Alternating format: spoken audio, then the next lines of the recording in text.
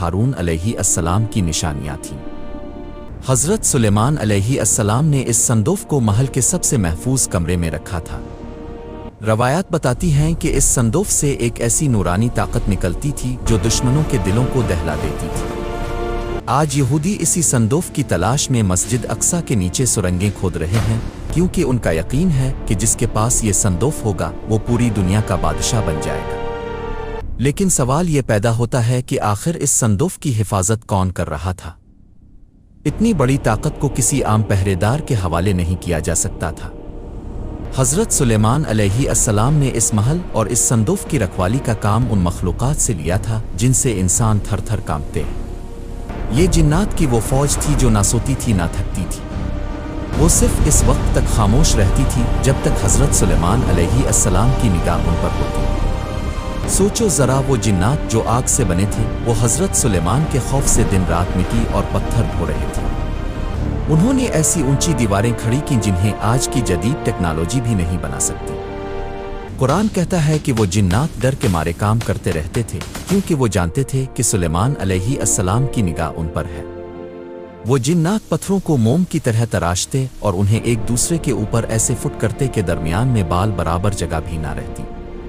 یہ کوئی عام تعمیر نہیں تھی، یہ جنات اور انسانوں کی محنت کا وہ ملاپ تھا جو تاریخ میں صرف ایک بار ہوا۔ حضرت سلیمان علیہ السلام کی بادشاہی کا عالم یہ تھا کہ انہوں نے یمن کی ملکہ سبا کا بھاری بھرکم تخت سینکڑوں میل دور سے اپنے دربار میں منگوا لیا۔ جب ایک طاقتور جن نے اسے لانے کے لیے وقت مانگا تو دربار میں موجود ایک علم رکھنے والے شخص نے پلکیں جھپکتے ہی اس تخت کو حاضر کر دیا۔ یہ جنات کی طاقت پر اللہ کے علم کی جیت تھی، جس نے یہ ثابت کر دیا کہ اصل بادشاہی اور طاقت صرف اللہ کے پاس ہے۔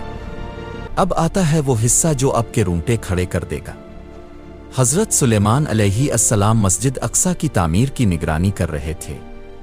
وہ اپنی لاٹھی کے سہارے کھڑے تھے اور ملک الموت نے ان کی روح قبض کر لی، مگر وہ گرے نہیں۔ وہ انتقال کے بعد بھی اسی طرح کھڑے رہے۔ جنات نے سمجھا کہ سلیمان علیہ السلام ابھی زندہ ہیں اور انہیں دیکھ رہے ہیں۔ وہ ڈر کے مارے سالوں تک کام کرتے رہے، یہاں تک کہ تعمیر مکمل ہو گئی۔ پھر اللہ نے ایک دیمک کو بھیجا جس نے نیچے سے لاٹھی کو کھا لیا۔ لاٹھی ٹوٹ گئی اور حضرت سلیمان علیہ السلام نیچے گر گئے۔